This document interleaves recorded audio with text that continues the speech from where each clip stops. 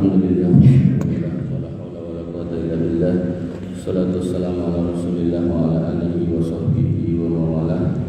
Bapak dan Ibu yang dirahmati oleh Allah Subhanahu wa taala.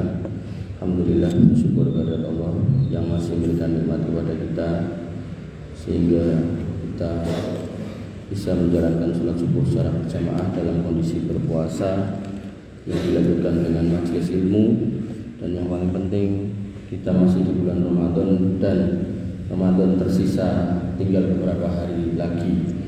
Bapak Ibu yang dirahmati oleh Allah Subhanahu wa taala, Ibunda Aisyah radhiyallahu anha berkata, "Kana Rasulullah sallallahu alaihi wasallam idza dakhala al-asr al-awakhir fi Ramadan sadda mi'zarahu wa ahya lailahu wa aiqadha ahlahu." Bahwasanya beliau sallallahu ketika memasuki 10 hari yang terakhir, beliau mengencangkan sarungnya, artinya mencoba untuk mengurangi intensitas dengan garwonya, kemudian menghidupkan malam-malamnya, dan kemudian membangunkan keluarganya. Kenapa? Karena ulaika yusari'una fil khairat wa hum laha sabiqun. Orang yang beriman itu bersegera dalam kebaikan dan mereka berlomba untuk mendapatkan kebaikan itu. Bahkan ketika kemudian hari dalam kebaikan itu pun tersisa tinggal sedikit. Bapak Ibu yang dirahmati oleh Allah Subhanahu wa taala, pada suatu ketika Nabi SAW pernah bermajlis dan mengatakan, "Inna fil jannati ghurafan." Di surga itu ada kamar-kamar, turo duhuruha min butuniha, yang bisa kelihatan luarnya dari dalam, wa turo butunuha min duhuriha, dan terlihat dalamnya dari luar. Jadi kalau sekarang itu ya kaca gitu kan. Nah, zaman dulu orang Arab dulu rumahnya ya batu, kayak harbel nih ke depan nih, jadi nggak kelihatan dalam dari luar dari dalam nggak kelihatan.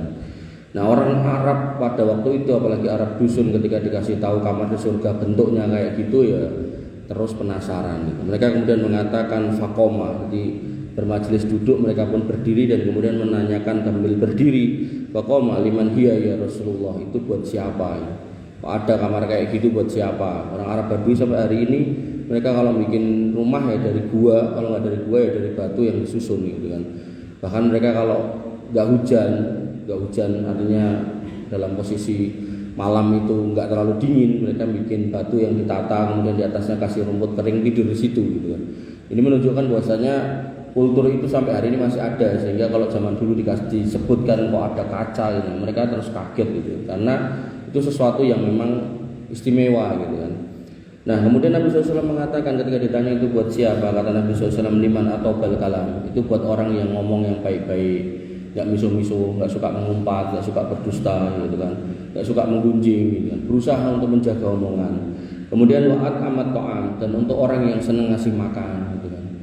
Nah, maka di Ramadan yang tersisa sedikit ini ya kita jaga omongan kita.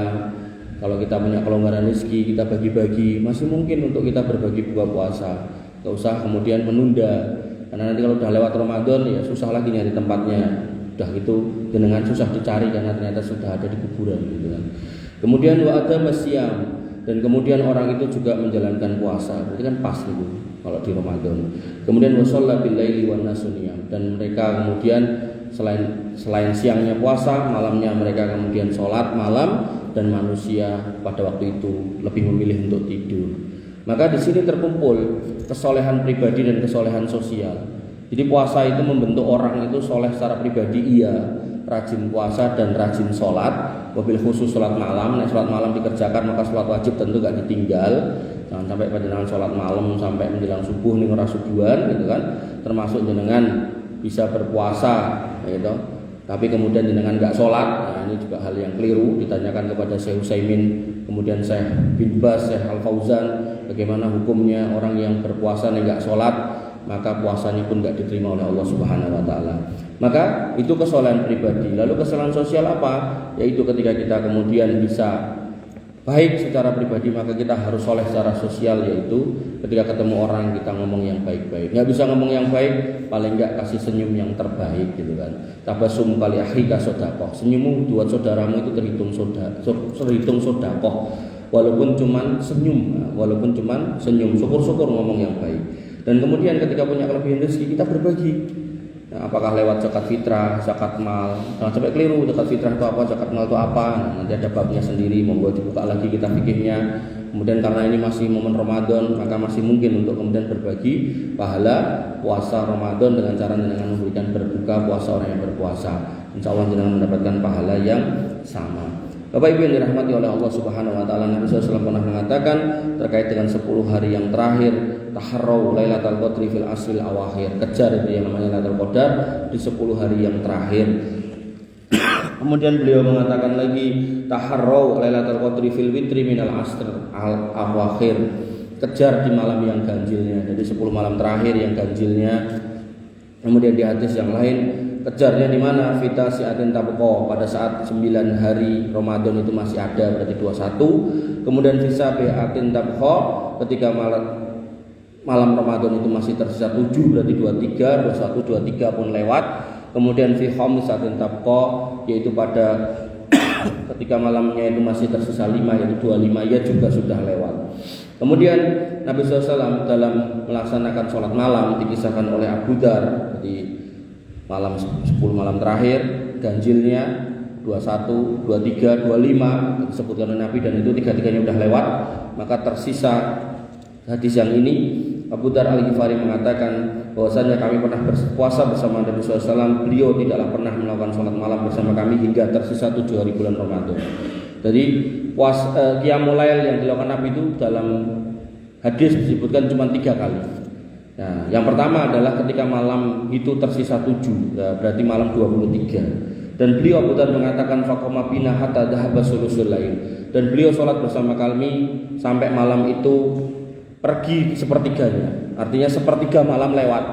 Jadi kalau malam itu dari jam 6 sampai jam 5, 11 jam, anggaplah 12 jam dibagi 3, ketemu 4 jam, maka 6 tambah 4 itu 10. Jadi Ramadan Nabi pada malam yang ke-23 tarawehnya itu dari habis isya sampai jam 10. Nah, kita nggak nyampe segitu toh. Nah, maka masih alhamdulillah gitu kan, kita taraweh gitu. Maka yang kedua, Nabi SAW dikatakan oleh Abu Dar, "Tsumma lam yakum bina fis sadis." Dan beliau tidak berdiri bersama kami ketika malam tersisa 6, berarti malam 24. Beliau enggak keluar. Wa qama bina fil khamisah hatta dhahaba satrul lail, dan beliau baru keluar di malam yang ke-25, maka beliau sholat bersama kami sampai tengah malam, berarti sekitar jam setengah 12 sampai jam 12, sejak habis isya. Sejak habis isya. Nah, tabiatnya orang dulu sama orang sekarang, bedanya kalau orang sekarang imamnya kesuwen itu demo gitu. Nah, orang dulu dikatakan oleh Abu Dar Al-Ghifari, fakulna, kami pun berkata lahu kepada Nabi SAW, ya Rasulullah, lau nafaltana bagiyata lailatina hadi. Gimana kalau kelebihan malam ini, jadi kan baru setengah tau. Nah, maka sisanya kami tambah sampai menjelang subuh. Kata Nabi SAW, faqala innahu man qama ma'al imam hatta yansorifa kutiba lahu qiyamul laila. Siapa yang sholat bareng imam, ya, sampai selesai, sampai witirnya, maka ditulis baginya sholat semalam suntuk. Nah, ini hadis yang kita pegang. Nah, artinya silakan kemudian dari mulai Ramadan 1 sampai 25 seperti itu nggak apa-apa. Jadi nggak usah sampai malam gitu. Padahal Nabi prakteknya kan dari sampai jam 10 dan sampai jam 12. Nah, kemudian yang malam yang 27, summa lam yusolli bina hatta baqiya salasun minas sahri, dan beliau kemudian enggak sholat lagi bersama kami, artinya di malam 26 enggak keluar, 27-nya baru keluar. Kemudian wasalla bina fis salis wa da'a ahlahu wa nisa'ahu, dan 27 itu beliau kemudian keluar memanggil semua keluarganya, asistennya, pembantunya, budaknya, dan termasuk istri-istri beliau, diajak jamaah bareng. Nah, ini loh potret kepala keluarga yang baik. Jadi kalau panjenengan taroyan garwane diajak, putrane digoleki dijak gitu kan. Faqama bina hatta takhawafnal al-falah, dan kami pun sholat bersama Nabi SAW sampai khawatir muncul al-falah. Wa mal falah, dan falah itu apa? Qala as-sahur. Falah niku sahur. Jadi sholat yang ke-27 malam 27 itu sejak bar isya sampai menjelang subuh, sampai menjelang sahur entek gitu kan. Nah, ini bagaimana kemudian Nabi SAW mengatakan kalau kamu sholat bareng imam ditulis semalam suntuk, maka begitu Nabi SAW menduga bahwasanya malam itu adalah malam Lailatul Qadar, maka beliau menghabiskan malamnya dengan qiyamul lail. Qiyamul lail niku terpadu, di dalamnya adalah sholat, kemudian qiraah, dzikir, wirid, doa, dan semua hal yang baik ada di situ jadi satu. Dan dalam konteks Ramadan maka fleksibel. Ketika jenengan sudah di sini Isya sampai tarawih sampai setengah 9 jenengan kondur, kemudian dilanjut di rumah nggak apa-apa. Kemudian kok hafalannya nggak banyak, qul huwallahu ahad ulang-ulang ya boleh. Kurang mantep sambil baca Quran ya boleh gitu kan.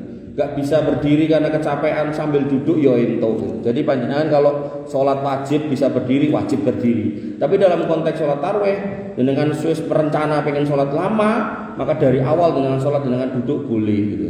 Cuman bedanya kalau jamaahan imamnya duduk, makmumnya harus ikut duduk. Jadi yang saya maksud tadi sholat di rumah gitu.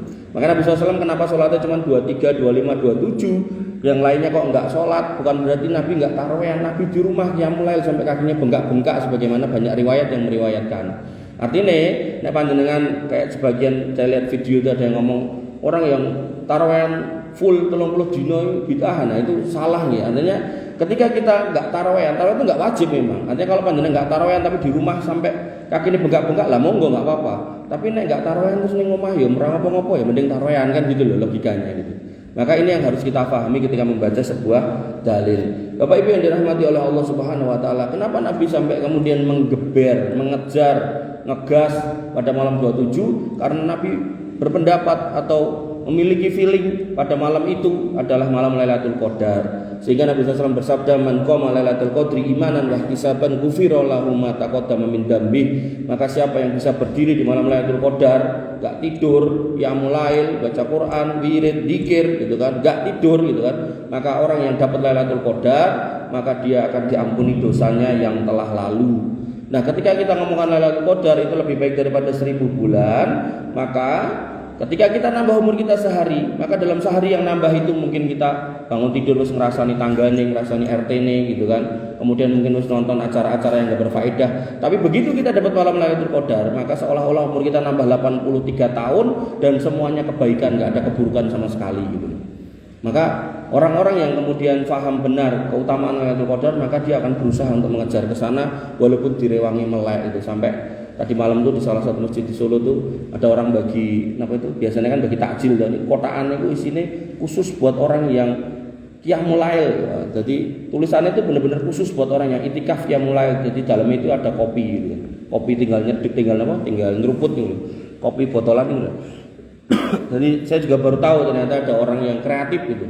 Jadi dia pengen ngejar Lailatul Qadar untuk dia bikinkan itu. Nah, dia pergi kemana? Ke masjid yang ada qiyamul lailnya. Jadi nek masjid peteng rene qiyamul lail udah dikei gitu. Maka bagaimana kemudian ketika kita ketemu dengan malam itu atau kemudian memaksimalkan malam-malam terakhir kita menjelang Ramadan ini berakhir gitu kan.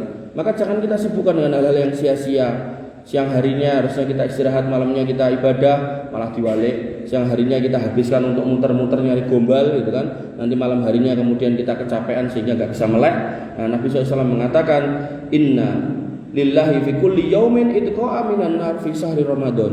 Bahwasanya Allah Subhanahu wa taala mengeluarkan itu orang-orang yang tadinya terdaftar sebagai calon penghuni neraka dicoret, dihapus, dibusek rasido. Nah, kenapa? Karena dia meminta untuk dikeluarkan. Fa'atsmilu fit thalab, maka mintalah agar kemudian dikeluarkan. Jangan sia-siakan Ramadan yang tinggal beberapa hari. Wabil khusus wa inna likulli muslimin da'watan yad'u biha fayastajibulah. Dan untuk orang-orang Islam tok, maka ketika mereka mau meminta, maka apa yang dia minta akan kami kasih. Loh.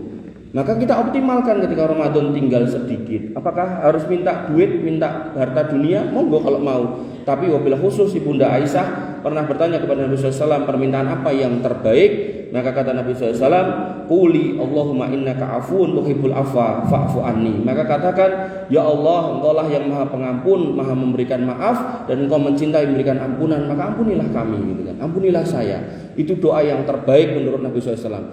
Kenapa kita butuh ampunan Allah Subhanahu wa taala?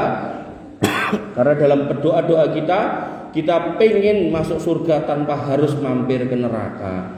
Karena ada orang-orang beriman yang kemudian bisa sampai surga, tapi dia harus menebus masalahnya dulu di neraka. Makanya doa meminta selamat ke neraka, minta masuk surga itu biasanya sepaket dengan minta selamat dari neraka. Allahumma ajirni minan nar wa adkhilnil jannah. Allahumma inni as'alukal jannah wa na'udzubika minan nar. Allahumma inni as'aluka ridhaka wal jannah wa na'udzubika minan nar. Allahumma inni as'alukal jannah wa ma qarraba ilaiha min qawli wa amal wa na'udzubika minan nar wa ma qarraba ilaiha min qawli wa amal. Sepaket, selalu sepaket.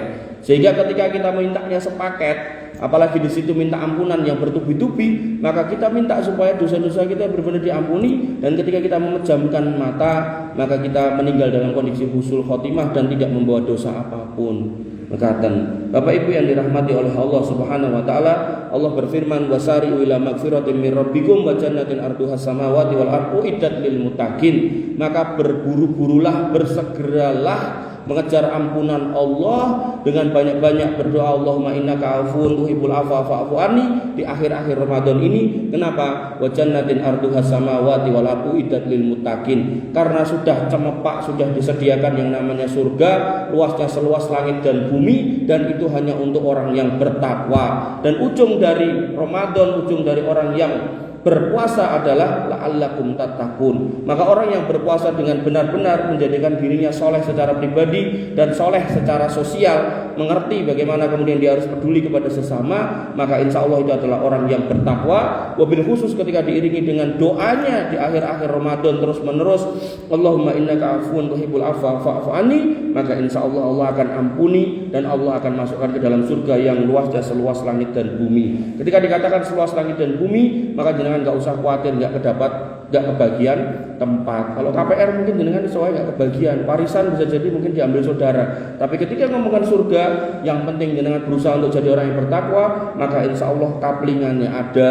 Makanya Nabi SAW mengatakan, rohima anfun rojulun tahola alaihi Ramadan summa insalaho qabla ayyaghfirullah. Sungguh rugi orang yang kemudian ketemu Ramadan, hidupnya masih ada sampai Ramadan, tapi kemudian tidak dimanfaatkan. Ramadan lewat, Idul Fitri datang, kemudian dosanya nggak diampuni.